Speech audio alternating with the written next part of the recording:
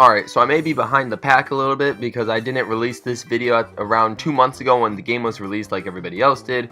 But I mean, for me, I kind of had to beat the game first 100%, and I had to play through all the kingdoms on my own just to give myself the feel and, you know, the realistic view as to what kingdoms I thought were really and truly the best in my personal opinion. And so, you know, I figured it's time. I'm gonna upload this video now, and you know, it took a lot of thought to think about what kingdoms I wanted to rank in what order. Even while editing, I changed around my opinions a little bit. But I'm not gonna hold you up any longer. Let's get into my top 10 kingdoms. Alright, so I had a toss-up between this one and the Moon Kingdom, but I figured I'd go with the Wooded Kingdom because it's much more beautiful. We're gonna start things off with green scenery, and you know, there's got a lot of different aspects to this kingdom, like especially the deep woods you got over here. I didn't even know this was a thing until I had to look into the book, the official Prima Guide of Mario Odyssey. Like, it's a really thick hardcover book, and I found the deep woods. And then it also has a T-Rex down here, which you can make for some cinematic quality scenes and shots, you know, with the T-Rex just going out of your way and trying to chase you and all that kind of stuff. And it's just a really, really beautiful kingdom. You got the ghosts that, you know, that are always lying around, and the vines that you're going up, and you got pretty much, you know, industrial settings in a wooded place, and it's really beautiful. I'm not gonna lie, the music is fantastic as well, and it's a great way to make yourself to the top of this kingdom. I like it a lot. Alright guys, time to get in your bathing suits and just relax and view the sights of the nice and clean water of Bubblaine. Here we are, Seaside Kingdom number 9. I wasn't sure I was going to put this into the list at first because, you know, the only thing I really liked about this kingdom at first was like the music, and then there were a couple other things, but I really thought that this kingdom was just overrated and that there wasn't really too much to explore. But then I you know, played it some more, and there's a lot of detail in the underwater section, a lot of stuff to do, and then it's also got one of the best capturable enemies out there. I don't know what these guys are called. I probably should have done some research first, but you know, they go really fast. They help you with Koopa free running and all that kind of stuff. And then to top it all off, you get to go onto the top of the giant sparkling water bottle to see Peach in a freaking bathing suit. Oh my goodness. Okay, so here's where making the list got a little tricky at. Number 8, I have the Lost Kingdom on here. It was a detour in the original story from going to the Metro Kingdom, and I was like, man, I really wanted to go to the Metro Kingdom, but then I see the Lost Kingdom, and the bird stole Cappy, and I had to recapture Cappy from the bird so I could get him back and use all my powers again and all that kind of good stuff. And then the music started pumping, and you got these very colorful scenery with like trees that you could climb up, and then a lot of different places to explore. Not as many as the others because this kingdom is actually relatively small, and there's a lot of poison too, which, you know, I sampled for you guys. You don't want to go into that poison because you will die and lose some coins. But this is also one of the best capturable enemies in the whole game is in this kingdom. It's the tropical wiggler. You know, it's just like a wiggler that stretches like an accordion, as the description says, and it really makes for a lot of cool techniques on what to do and what to use. And you know, this kind of reminds me of the Wooded Kingdom, where you make yourself all the way to the top and you got a lot of trees everywhere and you can just jump all the way down.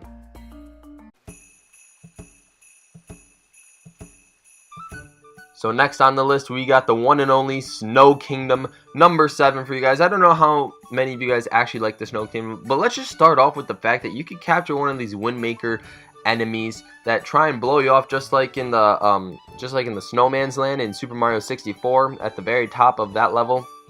But here, you could actually use these guys and capture them to try and actually unlock some hidden secrets. And it's really cool, the mechanics that you could use with those enemies. But one thing you don't want to do is to keep Mario underwater. Look at the outside of the screen, or the borders of the screen, is like shaking, and it's really cool. I love that effect. But here's where it gets really amazing, where you go inside the hole and you land yourself into Shiveria town. And man, this is the best part of the entire kingdom because everybody's here. The music is just so peaceful yet pumping at the same time. It makes you really want to get ready for that Snow Bowl Grand Prix, and it's just really awesome, and I love it a lot because, you know, everybody's so friendly here, and all these little tubular figures are just amazing. But then when you get to capture these guys, it's race time because, you know, you gotta practice your bounding to try and beat all your enemies, and it's just really So while I was editing this video, I had this kingdom at number 4, but then I thought about it as I was editing and I was like, nah, I actually don't really like this kingdom as much to be number 4. I mean, it's a really cool concept. I mean, this kingdom is actually really amazing. It's got a great capturable enemy in the lava bubbles, and you get to use these cannons to fly over areas. But I mean, I don't know, it just looks kind of like dull at some parts. Not this section, obviously. I mean, you got the entire festival going on, and there's food everywhere, and you could throw turnips into the stew to, you know, create moons, and it's just really awesome. But like here, it's just like the pink goo, and you know, you're just trying to make your way to the top, kind of some sort of linearity. But you know, linearity is not always a bad thing, but the Luncheon Kingdom, you know, finds a way to do it pretty well. It's just, for me, I don't know, there's just something about that I don't like compared to the other kingdom. Maybe it's not that I'm not a big fan of the music in this kingdom, maybe that's it. But you know, it's really a great way for Mario Odyssey to show like what the Switch is capable of doing, because it's got so many bright colors, and I actually really like that a lot about this kingdom. So that's why it's here at number 6. You know, you guys heard that music. You guys are probably really upset at me right now because I put the Mushroom Kingdom at number 5. The Mushroom Kingdom, yes, the one that you unlock after beating the main story, the main game, beating Bowser and saving Peach. But you know, for me, I just don't know. I'm not like a Super Mario 64 aficionado or however you pronounce that. And it's because I didn't grow up with Mario 64, so it's not like my nostalgia game. I would give that to Double Dash probably. But you know, it seems pretty big, and there's not really too much to do. I mean, you do have the boss rush fight, and it's a lot of stuff. It's a gorgeous kingdom, I'm not gonna lie. You also have this one part where you could go into, and you have Peach's, not Peach's castle, but you know, the courtyard section from Super Mario 64, and it's got like all like the same graphics and the colors, and everything is set in stone. It's really beautiful. But for me, there just wasn't really too much to do in this kingdom. I mean, all the moons were relatively easy to find. There was just in like certain mini games that you had to do, and there were a couple 2D sections like the one down here, which was pretty much impossible. And you did unlock 2 really amazing costumes, which was the Metal Mario costume from 64 and the original Mario 64 costume. And this was also the first time you got to see the Koopa race, the Koopa free running races, and man, those were amazing. I'm so happy they included those into this game. That was really awesome. But you also get to go inside Peach's castle, and Peach's castle is really underwhelming. I mean, it's graphically amazing, but there's not too much to do here. In this kingdom, I had ranked at number 6, where the Luncheon Kingdom was, but while editing, I switched it to number 4 because I just heard that music, and I was like, oh, I love this kingdom much more than I'm ranking it. I can't put it at number 6. So, look at the water, guys. It's just, the graphics, the Switch's processing power is amazing, and then the droplets are showing up on the camera. It really makes it look like you're actually in this area setting, and it's beautiful. And the grass leaflets that you could see, and the fact that you could transform into a T-Rex and a Chain Chomp, 2 of the greatest capturable enemies in the entire game are found in this kingdom. And there's actually a trampoline under those blocks that I missed that could shoot you all the way high up and reach the boss, and skipping the entire section, including the first time you get to be in 8-bit form, which is in the Cascade Kingdom over here. There's just so much to love about this kingdom. But the one big thing is the scenery. Man, the scenery, just going into snapshot mode and just, you know, taking a break from the game and just looking at all the views. Oh, it's just gorgeous, and I love the kingdom for it. The music is fantastic. And at number 3, we got the largest kingdom in the entire game. This is the Sand Kingdom from Tostarena, or the other way around maybe. This is the only kingdom, I believe, that lets you go behind the Crazy Cap shop by the secret passageway, and then you could get a moon that way. You could just steal a moon without having to pay for it. I mean, that's kind of crazy, let's be real here. You could go on top of roofs in the Tostarena town, and it's just super friendly. The skeleton guys are actually a lot more friendly and happy than you would think. You would think they'd be some sort of enemy, but no, they're actually looking for you for help. And there's also a lot to do in this kingdom. 89 moons. You could go into this pond area where Lakitu is fishing, and then you got the forks and, you know, trees that you can even climb up of.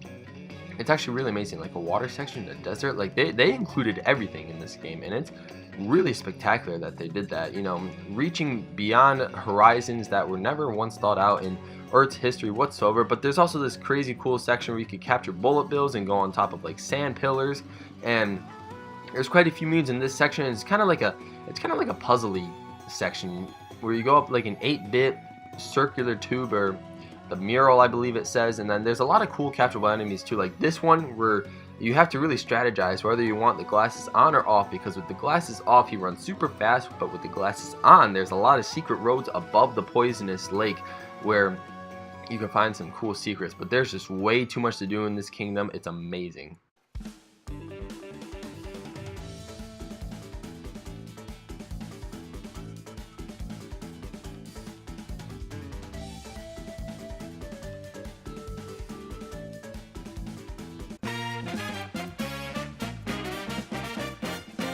Oh man, guys, New Donk City. This is number 1 on most people's lists, but for me, it's number 2. Don't get me wrong, it's still a fantastic kingdom. Once you land here, you got the music pumping and everything, and you got a lot of stuff to do, such as jumping rope and, you know, visiting some top street lights with the glowing bird, and then you can also do some RC car racing, which I may have spent quite a lot of time of doing, and then you get to revisit the boss in pretty much broken form by going into the park.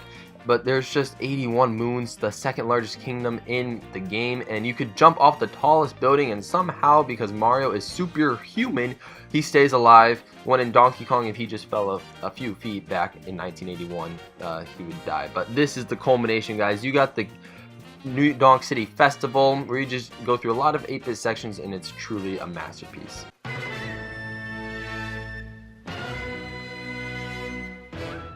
Oh man, guys, there's just not enough time for me to say what I want to say about this kingdom. Bowser's Kingdom is by far the best kingdom in the entire game.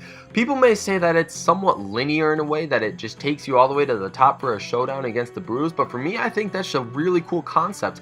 It's kind of like a break from the other Mario Odyssey game kingdoms, where you just get to free roam wherever you want. And in this game, there is some free roaming, and you also got some amazing Pokio costumes, which allow you to flick yourself up walls by poking your nose into the wall. I mean, I never really thought of that concept before. That's just amazing. The way they pay homage to the Japanese culture and lore through, you know, the song they play, or the jingle that goes on when you use the electric beam things, through the Pokios, and then the gray, or no, the green, the orange, the purple clouds, and the mist that is flying around everywhere, and then of course the tunes, because I put both Bowser's Castle 1 and 2 for the music on my top 10 Mario Odyssey music. That is how good the music is in this kingdom, and man, Japanese music is really just amazing. But the details that is on this level is gorgeous, through, you know, the metal corridors, and then you got all these Japanese features going all the way up to the flaming roof. It kind of reminds me of 3D World in a sense, but they took that concept from 3D World